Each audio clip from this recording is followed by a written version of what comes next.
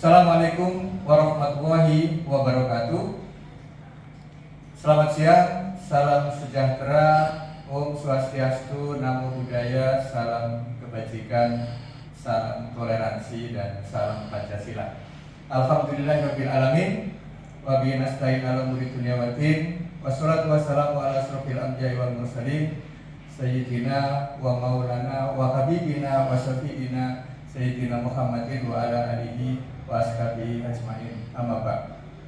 Bapak Ibu yang saya hormati, 9 kata kunci moderasi beragama ini menjadi indikator bagi Bapak Ibu bahwa perilaku kita, karakter kita, cara berpikir kita apakah sudah moderat atau tidak terukur dari 9 kata kunci ini. Yang pertama, kita berbicara tentang kemanusiaan. Kalau dalam ajaran agama kita, Nabi Muhammad menyitir, memberikan penekanan kepada kita, khairun nas anfa'uhum linnas, bahwa sebaik-baik manusia itu adalah yang paling baik kepada sesamanya, yang bisa memberikan kemaslahatan, kebaikan, manfaat bagi orang-orang di sekitarnya. Ini adalah dimensi horizontal di mana Nabi Muhammad memberikan penekanan bahwa salah satu karakter orang yang paling baik adalah orang yang bisa memberikan kebaikan bagi kemanusiaan. Kemudian indikator berikutnya adalah kemaslahatan umum. Allah menyitir dalam Al-Quran sebagai dasar diutusnya Nabi Muhammad SAW adalah wa ma arsalnaka illa rahmatan lil alamin. Dan tiada aku utus engkau ya Muhammad kecuali memberikan rahmat, memberikan kebaikan, memberikan kemaslahatan bagi alam dan lingkunganmu serta bagi manusia.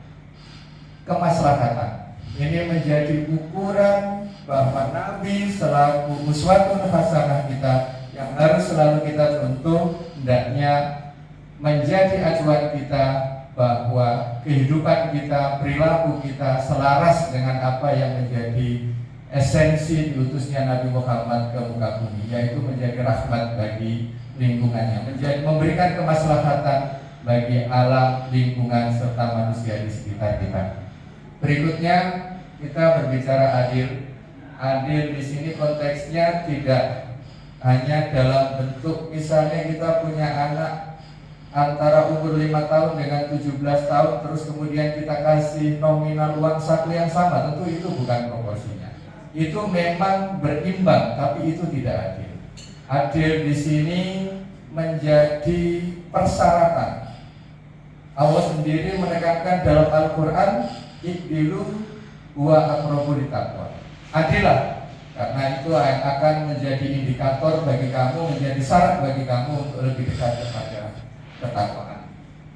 Kemudian poin berikutnya adalah berimbang. Berimbang di sini kita lebih berorientasi pada keseimbangan, menjaga nilai-nilai kemanusiaan, berimbang dalam memberikan pelayanan tanpa memandang kasta, memandang agama, memandang ras, suku, dan lain-lain.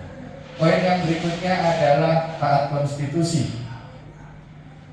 Ada upaya untuk membenturkan, banyak beredar narasi-narasi di media sosial yang berupaya membenturkan antara hukum agama yang dianggap sebagai hukum langit dan hukum negara yang dianggap sebagai produk manusia.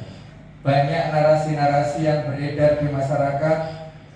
Saya teringat apa yang disampaikan oleh Nasir Abbas, salah satu pentolan teroris yang sekarang sudah sadar. Ketika mereka berupaya merekrut, mereka memberikan narasi-narasi dengan pertanyaan, kamu lebih pilih negara Islam atau negara kafir? Kamu lebih pilih Nabi Muhammad atau pilih Jokowi? Kamu lebih mau ikut Al-Quran atau Pancasila, dan seterusnya. Narasi-narasi ini sebenarnya beredar sebagai upaya untuk membenturkan antara agama dengan negara, berupaya merusak keutuhan NKRI dengan berupaya membenturkan hukum agama yang bernarasi ini adalah hukum langit yang wajib ditaati ditaati, dan hukum negara hanya ciptaan manusia yang bersifat nisbi. Kemudian berikutnya komitmen kebangsaan. Saya punya sebuah anekdot. Setelah sholat, Gus Dur itu duduk-duduk di depan sebuah masjid dan kemudian didatangi wartawan. Wartawan itu tanya kepada Gus Dur, Gus, apa hukumnya Indonesia memilih negara Pancasila sebagai landasan negara, sebagai dasar negara? Gus Dur bilang, menurut NU atau Muhammadiyah? Gus Dur tanya. Wartawan bilang menurut NU deh Gus. Gus Dur bilang, oh tidak apa-apa. Negara itu hanyalah wasilah, bukan goyah. Negara itu hanyalah perantara, bukan tujuan. Nggak ada masalah Indonesia memilih negara Pancasila. Kemudian kalau menurut Muhammadiyah Gus, sama jawabannya. Kemudian wartawan tanya lagi, bagaimana hukumnya melawan negara Pancasila, Gus? Menurut Islam. Gus Dur tanya lagi sama wartawan, menurut NU atau Muhammadiyah? Nah, wartawan bilang karena tadi sudah menurut NU, Gus, sekarang menurut Muhammadiyah dulu. Kalau menurut Muhammadiyah, mengingkari kesepakatan bersama itu dilarang dalam agama. Jadi tidak boleh melawan negara Pancasila karena itu mengingkari kesepakatan bersama. Kalau menurut NU, Gus, sama. Nah, wartawan ini mulai jengkel. Apa ini, Gus? Kita tadi dikasih pilihan kok ujung-ujungnya jawabannya sama. Gus Dur dengan santainya bilang, ya memang semuanya itu harus didudukkan sesuai dengan proporsinya, tidak boleh sembarangan. Seperti halnya Muhammadiyah itu semua harus mengacu pada ketentuan dan ajaran Nabi Muhammad SAW. Kalau di Muhammadiyah, lalu wartawan tadi menyahut, kalau dalam NU, Gus, sama. Akhirnya tadi wartawan tadi bukan. Nah, di sini kita sudah bisa melihat bahwa dalam konteks komitmen kebangsaan ada 4 pilar berbangsa dan bernegara kita, yaitu Pancasila, Undang-Undang Dasar 1945, Bhinneka Tunggal Ika, dan NKRI.